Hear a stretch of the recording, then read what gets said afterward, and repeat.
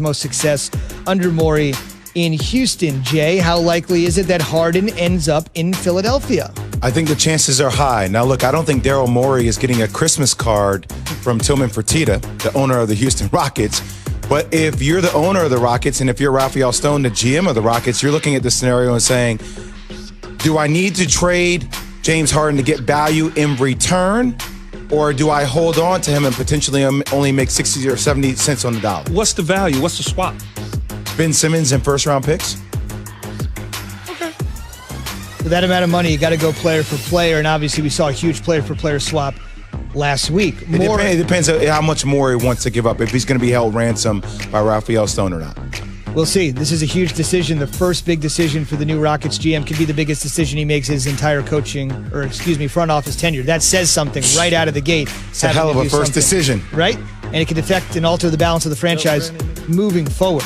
LeBron wants to move forward. Says, yeah, I was hurt by Kyrie's lack of faith when Kyrie made some comments on KD's podcast that essentially said that when games were being played down the stretch, this is the first time with me and KD in Brooklyn that I've looked down and said, hey, somebody else can make a big-time shot too. Obviously, LeBron and Kyrie were teammates in Cleveland. Here's LeBron on Spectrum Sportsnet, the Road Trippin' podcast, essentially weighing in on those Kyrie comments. So when I heard the comment that Kyrie made, I wanted to, not only find the whole transcript, but also call my people.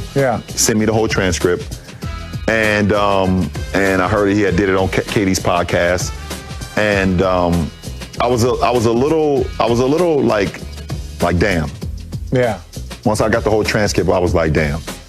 You know, I wasn't like, oh, you tripping. I've hit game-winning shots my whole life. I was not like that. I was like, damn, because the whole time while I was there, I only wanted to see him be an MVP of our league. And it kind of hurt me a little bit. I think that's fair. That's some honesty from LeBron. That was on Spectrum Sportsnet, the Road Trippin' podcast, one of the co-hosts of the Road Trippin' podcast. Richard Jefferson, who was on the 2016 Cavs championship team with both LeBron and Kyrie, is going to join us this morning at 9:30 a.m. Eastern to weigh in with his comments. He's got a unique view, having been on that championship team, knowing them both in Cleveland. What do you think of LeBron essentially pouring his heart out and saying, man, he said that, but he really said it? Yeah, sometimes, it takes two to tango. A lot of times people think that, right? But LeBron's LeBron. It's like I've been doing this my entire career. I've been making big-time shots. So it's kind of like, right. But LeBron also knows who Kyrie is, and he's been around him. He understands him. So I think when LeBron looked at it, it was just like, dude, is at it again? Like, what's the issue from an outsider? I know LeBron. I don't know Kyrie. I don't think I've ever met Kyrie. But just from a outside looking at it, it's almost like there's this jealousy situation with Kyrie and LeBron. Like, for what though? Like, I don't know what it is, but it seems like, and Jay is in the NBA loop, so he could explain it further. It's just like, for me, it just seems like there's like this jealousy sort of kind of, I'm on a needle LeBron for no apparent reason. I just want to do it to see what people say, but I really don't know what I'm doing. That's what it kind of seems like to me. Yeah, no, I think you're on the right track here. I think, and this is more speculative, but when I heard Bron talk about Kyrie when they were playing in Cleveland, Bron oftentimes referred to Kyrie as kid, right? And I think for Kyrie, he wanted to be seen as like a colleague, like a peer, somebody on the same level as Bron, even though we know that Bron is on a different level. Now, I don't know how that manifested itself. I don't understand that, man. I don't know how that manifested itself, but type of look, stuff. this is why I said February 18th is going to be that game that I hope we have the vaccine. I will be there. Key will be watching that game. We got to go to break, kid. We got to go to break. Okay, all right, we're going to break. Rodgers, Breeze, Wilson, who's most likely to win Ring 2 this February? To Sal Pell. All right, NBA. After the Rockets started training camp without him over the weekend, James Harden was back in Houston Tuesday, taking a COVID test as part of the NBA's protocol to return to play. Once cleared, Harden can join his Rocket teammates in camp. In the meantime, Harden has made no secret of his desire to play elsewhere. Here's Adrian Wojnarowski with the latest. The kind of contenders that James Harden wants to go to, places that you have a chance to win a championship in, presumably big markets, big cities. There are very few who have the assets who have the great young player, who have the draft picks to put a package together for the Rockets. And that's why Brooklyn, Philadelphia, there are avenues for those two organizations to put packages together. But right now, Philadelphia specifically, Daryl Morey has no intention of trading Joel Embiid or Ben Simmons. And that makes it hard to put a package together that would be able to acquire James Harden. They've had no substantive talks, I'm told. James Harden has made the playoffs in each of his 11 seasons. That's the second longest active streak in the NBA behind Kyle Korver. But he hasn't been able to win the whole thing. He's also just one of 3 players in his...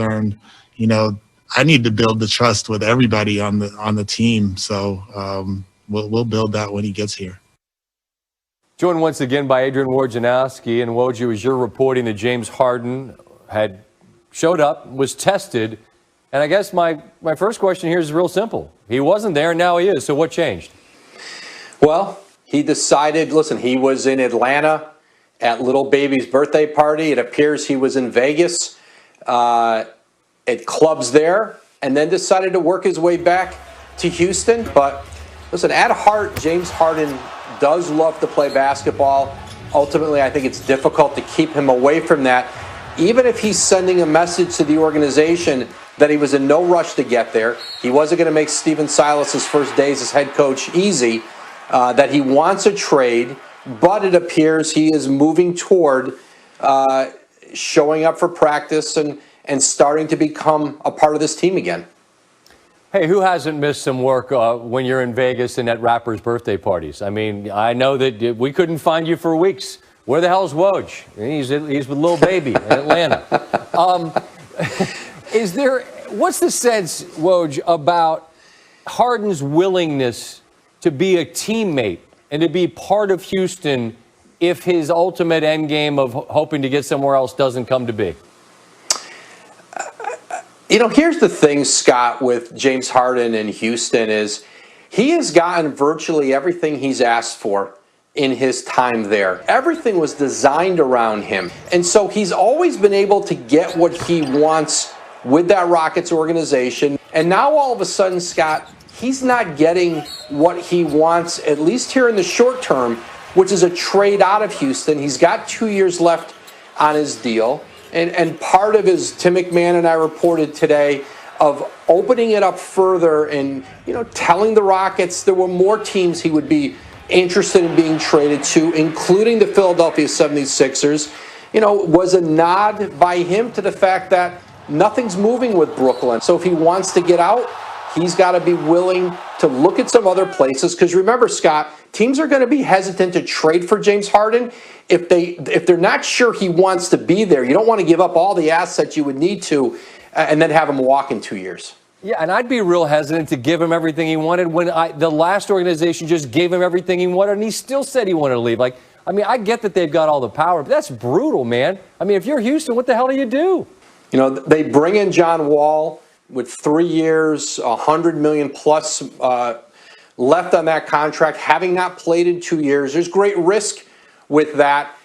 They have moved teammates in and out with him. They have had success there, Scott. Now, they didn't win the ultimate. They didn't get to the finals, and I think James Harden feels like he's gone as far as he can with that Houston organization and wants